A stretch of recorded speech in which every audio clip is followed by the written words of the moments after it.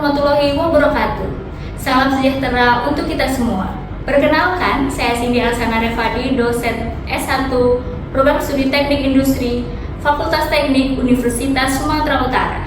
Pada kesempatan ini, saya akan menyajikan video pernyataan diri dosen dalam wujud kerja Tridharma Perguruan Tinggi atau PDD UKT-PT pada bidang pengajaran untuk memenuhi salah satu persyaratan sertifikasi dosen tahun 2026. Melalui video ini, saya akan menyajikan kegiatan belajar mengajar dengan mengedepankan pendekatan DIE, yaitu delivery melalui penyampaian materi yang terencana sesuai dengan RPS, interaction, melalui keterlibatan aktif dosen dan mahasiswa, dan asesmen melalui evaluasi ketercapaian pembelajaran. Penyampaian video ini akan dibagi menjadi dua bagian, yaitu bagian pertama saya akan menyampaikan gambaran singkat mata kuliah, capaian pembelajaran, metode dan sistem pengukuran capaian pembelajaran. Pada bagian berikutnya, Bapak dan Ibu dapat menyaksikan cuplikan pelaksanaan pembelajaran secara luring di dalam kelas. Mata kuliah yang akan saya sajikan dalam video ini adalah ergonomi dengan bobot 2 SKS dengan kode TEI 2103 yang dilaksanakan pada semester gasal tahun kedua pada program studi S1 Teknik Industri Fakultas Teknik Universitas Sumatera Utara. Mata kuliah ini mempelajari karakteristik, kemampuan, keterbatasan manusia dalam sistem terintegrasi untuk mengoptimalkan produktivitas kinerja yang aman, sehat, nyaman, efektif, efisien, dan berkelanjutan. Bahan kajian mata kuliah ini secara umum meliputi prinsip dasar ergonomi, ergonomi fisik, ergonomi lingkungan, ergonomi organisasi, evaluasi dan penilaian risiko ergonomi, serta pengantar ergonomi kognitif. Materi yang dikembangkan dalam mata kuliah ini berdasarkan referensi dari Human Factor and Engineering dengan penggunaan bahasa Indonesia sebagai bahasa pengantar serta istilah teknis berbahasa Inggris bila diperlukan. Perkuliahan pada mata kuliah ini menerapkan OBE, Outcome Based Education, melalui ketercapaian pembelajaran lulusan yang diturunkan pada capaian pembelajaran mata kuliah untuk memberikan kemampuan mahasiswa memahami konsep dasar ergonomi dan menerapkannya dalam perancangan sistem terintegrasi. Adapun capaian pembelajaran lulusan dan capaian pembelajaran mata kuliah telah tersaji pada rencana pembelajaran semester. Pengukuran capaian pembelajaran mata kuliah dilaksanakan melalui kuis, UTS, UAS, dan tugas besar berkelompok secara sumatif serta interaksi di setiap pertemuan secara formatif dengan komposisi penilaian yang telah ditetapkan pada rubrik penilaian di RPS, yaitu 30% untuk UTS, 30% untuk tugas besar berkelompok, dan 10% kuis, serta 30% untuk UAS. Pelaksanaan pengajaran pada mata kuliah ini terdiri dari 14 pertemuan pembelajaran, 1 pertemuan UTS, dan 1 pertemuan ujian akhir semester. Proses belajar dilaksanakan dengan melakukan kuliah interaktif serta studi kasus baik secara daring maupun luring melalui LMS kelas.usu.ac.id. Pada setiap akhir pertemuan saya melaksanakan survei kuesioner pada situs 1usu.ac.id untuk memperoleh umpan balik mahasiswa sebagai peningkatan kualitas pembelajaran pada pertemuan berikutnya. Baik, Bapak dan Ibu, berikut ini adalah cuplikan pelaksanaan pembelajaran secara luring pertemuan kedua mata kuliah ergonomi dengan topik prinsip dasar ergonomi. Selamat menyaksikan. Selamat pagi. Oke, hari ini apa kuliah mata kuliah apa? Ergonomi. Ya, kita akan masuk ke pertemuan kedua mata kuliah ergonomi. Sebelum kita mulai perkuliahan, kita akan berdoa sesuai dengan agama dan kepercayaan masing-masing. Berdoa dipersilakan.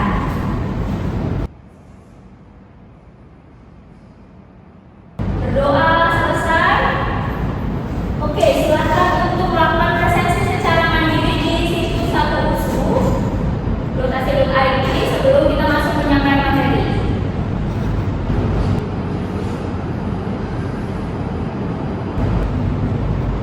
Ya, selain itu juga silakan menunggu materi perkuliahan kita hari ini ya di situs 1usu.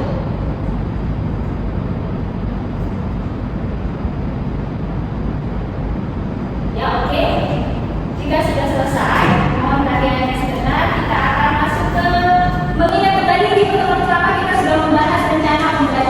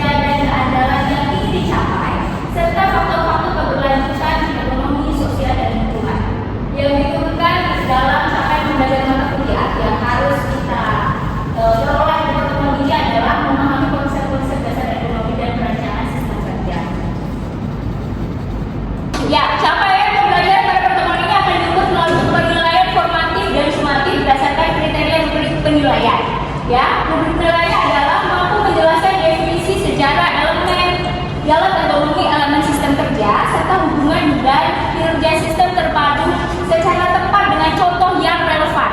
Penilaian akan dilakukan secara formatif dari keaktifan kalian ketika menjawab di kelas, kemudian secara sumatif dengan proporsi kuis besar 10%, UTS 50% dan tugas besar 40%. Penilaian formatif tidak akan digunakan dalam evaluasi akhir hasil studi di KHS, sedangkan untuk penilaian sumatif akan menjadi bagian dari komponen penilaian CPMK di KHS.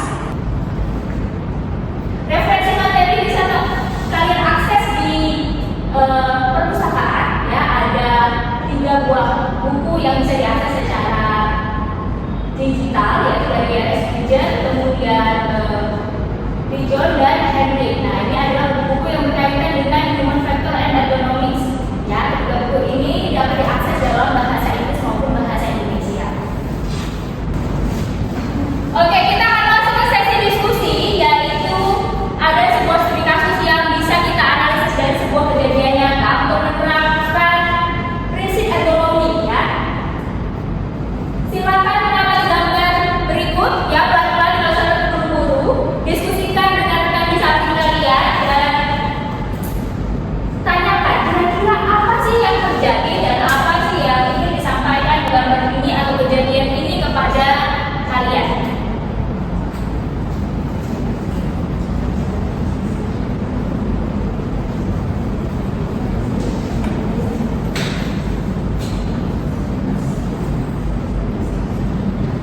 Oke, ada yang bisa menjawab? Silakan angkat tangan. Oke, saya akan tunjuk satu, ya. Oke, silakan. Baik Bu, perkenalkan nama saya Gina. Jadi dari gambar ini yang dapat saya simpulkan bahwa adanya kecelakaan kerja Bu. Misalnya pekerjaannya itu jatuh pada saat kegiatan pengeboran. Saya kira lagi megang boran, jadi pekerjaannya jatuh dan adanya kecelakaan kerja. Oke, terima kasih. Ada lagi yang mau menjawab? Silakan angkat tangan. Oke, silakan berdiri. Baik Bu, perkenalkan nama saya Muhammad Tanjung. Baik, berdasarkan analisa pada gambar itu terdapat pekerja yang terjatuh Bu karena kecelakaan kerja. Oke, terima kasih atas jawabannya, ya. Kita lihat, ya, sebenarnya kenapa sih? Iya, ada kecelakaan kerja. Nah, jadi seperti yang sudah dijawab dua teman kalian, Gina dan Fitra, seorang pekerja jatuh dari tangga ketika sedang apa? Sedang mengebor, ya, atau menebangi sebuah objek di suatu ketinggian tertentu. Nah, kira-kira kenapa hal ini bisa terjadi? Kita akan bahas, ya. Kita akan menguraikan dulu komponen kejadian ini dalam gambar. Nah, ada faktor penyebab utama, ada kejadian utama.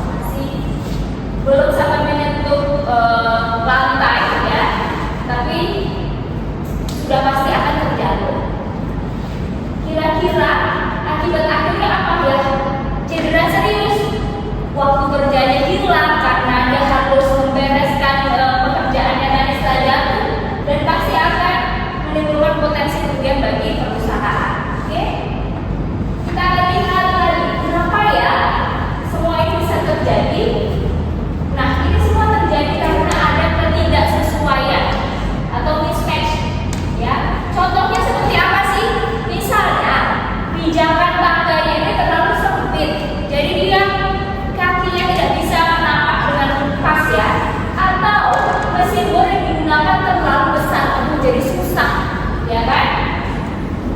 Kemudian yang kedua ada kesalahan tidak sesuai pada sistem kerja yang memicu kesalahan dari pekerja. Ya karena tadi sudah terlalu sempit, pijakannya mesin bornya terlalu besar, dia jadi nggak pas lagi dan jadi melakukan kesalahan, berpotensi melakukan hal yang tidak sesuai dengan yang seharusnya dilakukan. Kemudian apa efeknya? Ya, kecelakaan kerja. Karena ada kesalahan tadi menimbulkan kecelakaan kerja. Nah, kalau kita perhatikan ini adalah data kecelakaan kerja dari BPJS Ketenagakerjaan di tahun 2025. Semakin lama semakin meningkat ya, dari tahun ke tahun. Nah, walaupun di tahun 2024 berkurang sedikit saja dari tahun 2023. Ini artinya apa? Potensi kecelakaan kerja di Indonesia ini sangat tinggi, ya. Nah, bagaimana sih kita mengatasi isu ini, mengatasi permasalahan ini? Kita harus merumuskan solusinya ya.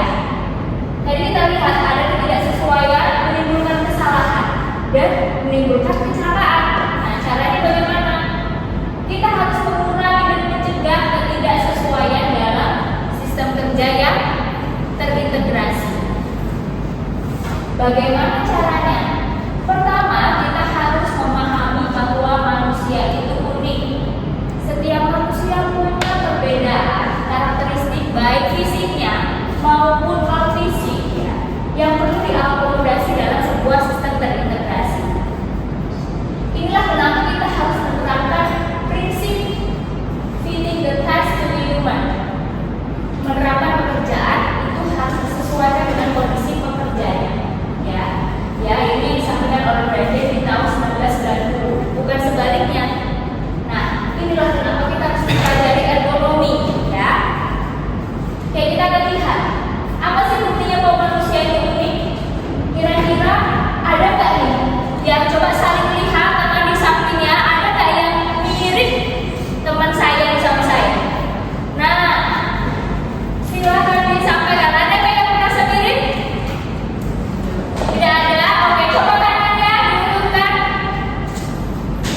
Coba tangannya diulurkan, dilihat apakah tangannya yang kiri dan kanan sama persis bentuknya, jari-jarinya ada yang sama persis? Ada atau tidak? Tidak ada. Oke, saya mau tanya dulu. Siapa namanya? Oke, Kelly. Kira-kira ada nggak sih manusia yang sama persis? Kelly ada saudara kembar? Pernah lihat anak kembar? Apakah mereka sama persis? Pasti ada perbedaannya ya. Oke, jadi manusia itu perlu menyesuaikan dengan pekerjaannya karena pasti punya perbedaan satu sama lain.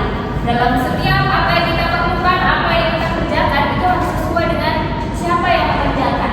Ya, seperti itu ya. Nah, itulah kenapa kita belajar konsep ergonomi.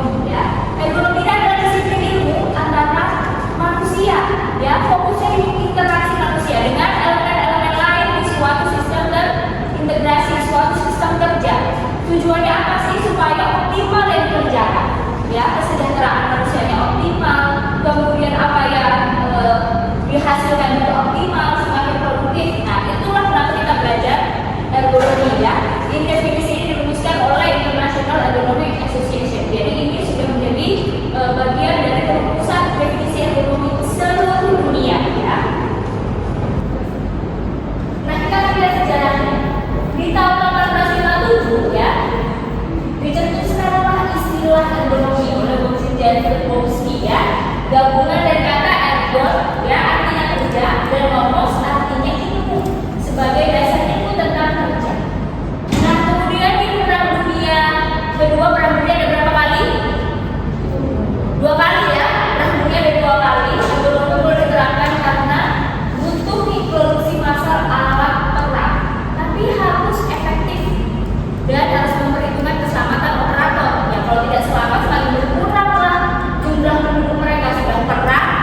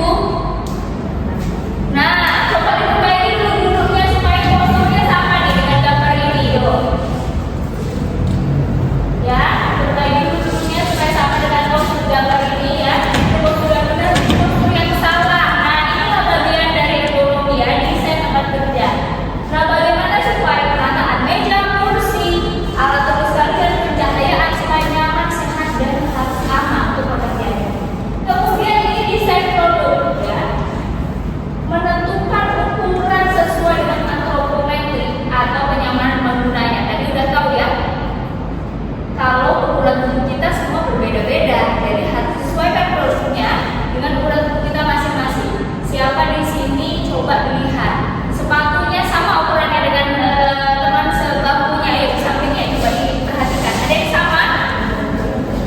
Ya ada yang sama, tapi pasti ada yang berbeda ya. Nah, itulah kegunaan dari ergonomi. Kemudian desain perangkat lunak. Siapa yang di sini tidak punya sosial media? Coba silakan angkat tangan. Nah, punya semua berarti ya. Kalau punya sosial media berarti teman-teman sudah pandai menggunakannya, ahli menggunakannya, karena dirancang, sosial media itu dirancang supaya mudah dipahami, supaya teman-teman tertarik. Nah, kebalikannya siapa nih yang sering nonton konten di sosial media sampai begadang? Coba angkat tangan, ada nggak? Ayo, jangan malu-malu ya. Oke, jadi kenapa saking nyamannya sampai teman-teman tidak sadar menggunakan itu berlebihan. Jadi itu yang harus menjadi bagian dari ergonomi, yaitu didesain perangkat lunak. Oke, lingkup ilmuwan ergonomi ini menurut International Ergonomic Association ada 3. Yang ada ergonomi fisik, ini berkaitan dengan tubuh manusia ya, mulai dari rangka, mulai dari otot, mulai dari fisiologinya, kemudian bagaimana kita bergerak, postur, bagaimana kita memegang material, memegang benda-benda, bagaimana kita memposisikan diri kita dalam suatu ruangan. Nah, itu ergonomi fisik. Nah, ini seperti waktu kita pelajaran apa waktu SMA? Ada yang tahu pelajaran apa waktu SMA? Kita belajar tubuh manusia itu mata pelajaran apa? Biologi ya. Kemudian di ergonomi kognitif. Nah, ini berkaitan dengan proses mental manusia. Nah, ini lebih ke bagaimana cara berpikir, cara merespon sesuatu, bagaimana cara mengukur kemampuan untuk menyelesaikan suatu permasalahan, bagaimana mengambil keputusan. Nah, itu ada di ergonomi kognitif. Nah, selanjutnya untuk ergonomi organisasi. Ergonomi organisasi ini dikenal dengan makroergonomi. Nah, ini lebih luas lagi. Bagaimana ergonomi bisa diterapkan dalam ruang lingkup masyarakat yang berfokus pada kebijakan. Nah, kemudian bagaimana keselamatan kerja di perusahaan dan sebagainya ya. Oke. Sampai di sini, apakah ada pertanyaan? Silakan angkat tangan. Oke. Silakan berdiri. Oke Bu, terima kasih atas kesempatannya. Sebelumnya perkenalkan nama saya Najwa. Jadi saya ingin bertanya, bagaimana sih cara menentukan kecelakaan kerja tadi yang disebabkan oleh kesalahan pekerja atau oleh ketidaksesuaian alat pekerja yang digunakan? Oke, jadi pertanyaannya saya perjelas ya, agak grogi nih kayak teman kalian. Kira-kira kalau dalam ergonomi bagaimana sih kita tahu apakah suatu kecelakaan kerja atau suatu permasalahan itu pasti disebabkan oleh faktor manusia? Gitu ya Najwa, pertanyaannya. Oke, silakan ada yang mau coba menjawab dulu. Oke, silakan. Baik Bu, terima kasih atas kesempatannya. Di sini saya Irfan Siregar. Saya ingin mencoba menjawab apa dari pertanyaan dari Syah Najwa tadi. Apakah sebenarnya kecelakaan kerja itu memang disebabkan oleh faktor manusia? Menurut saya sebenarnya banyak faktor yang menyebabkan kenapa kecelakaan kerja itu terjadi. Bisa jadi memang karena faktor manusianya, bisa karena faktor lingkungannya, ataupun bagaimana budaya keselamatan kerja yang dimiliki oleh pekerja tersebut. Artinya memang kita perlu observasi lebih dalam sebenarnya faktor apa yang mempengaruhi kecelakaan kerja tadi. Bisa saja karena salah satu faktor ataupun mungkin kombinasi dari beberapa faktor yang sudah disebutkan tadi. Baik, terima kasih jawabannya Irfan. Oke, saya akan pertegas sedikit ya, jawaban dari Irfan sudah tepat ya. Kita tambahkan sedikit lagi. Jadi kalau dalam ekonomi kita harus mengobservasi lebih lanjut setiap permasalahan dengan fokusnya yaitu manusia ya. Karena manusia yang ada di sistem kerja tersebut, maka manusia harus menjadi fokus utama ketika kita mengobservasi suatu permasalahan ya. Karena kalau kita lihat setiap manusia pasti punya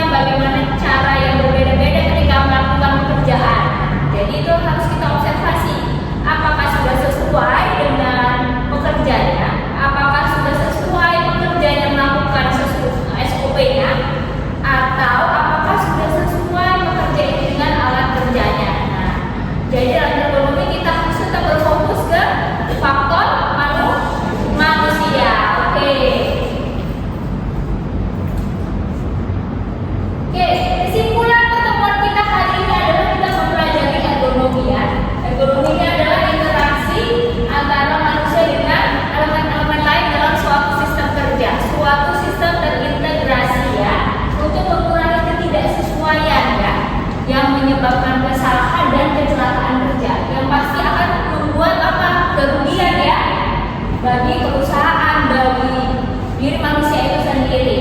Nah, penerapan ergonomi yang konsisten ini pasti akan memberikan dampak yang sangat positif, bekerja jadi lebih produktif, lebih aman dan lebih nyaman baik untuk dirinya sendiri maupun untuk organisasi atau perusahaan. Oke, sebelum kita akhiri pertemuan kita hari ini, kita akan melakukan evaluasi ya dengan kuis yang bisa diakses di kelas.ac.id. Kita akan perhatikan sebentar soalnya ya. Ada gambar tangan yang sedang memegang apa ini? Handphone. Oke, lalu di sampingnya ada jari yang sedikit melengkung. Nah, kira-kira ini kenapa ya kalau sering kita memegang handphone ya?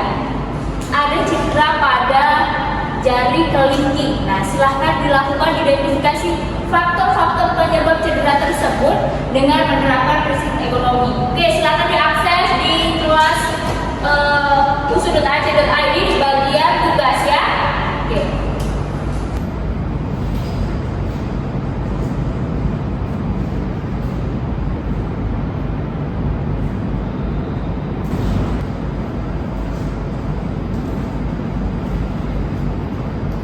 Baik, jika sudah selesai kita akan bahas jawabannya di pertemuan berikutnya ya. Oke, jangan lupa untuk melakukan pengisian survei mengajar ya. Berikan kritik dan saran pesan teman-teman dari pembelajaran pada pertemuan di hari ini ya.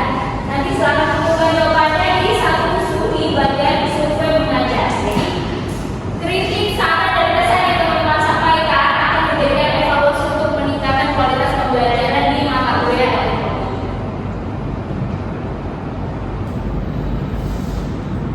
Ya, mari kita tutup perkuliahan hari ini dengan berdoa bersama sesuai dengan agama dan kepercayaan masing-masing. Berdoa dipersilakan.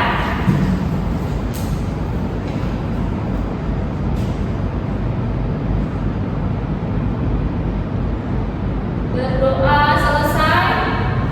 Ya, ada satu pesan ya dari Amir Mingsi ya. You don't understand anything until you learn it more than one way. Jadi kita tidak benar-benar memahami sesuatu sampai kita belajar lebih dari satu cara. Ya, ini menjadi pesan-pesan untuk kita supaya ke depannya kita bisa belajar dengan lebih semangat dan lebih baik lagi. Terima kasih untuk pertemuan hari ini. Saya akan akhiri. Saya tutup. Selamat pagi. Sampai jumpa minggu depan ya.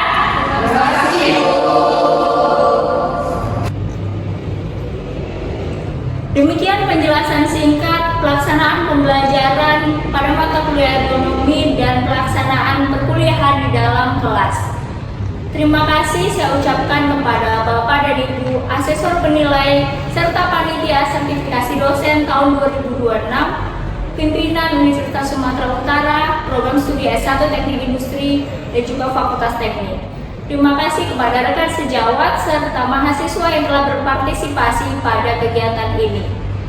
Kiranya pelaksanaan video ini dapat memberikan gambaran atas keterkaitan antara perencanaan, pelaksanaan, dan evaluasi pembelajaran pada mata kuliah ergonomi. Terima kasih atas perhatian Bapak dan Ibu. Wassalamualaikum warahmatullahi wabarakatuh. Salam sejahtera untuk kita semua.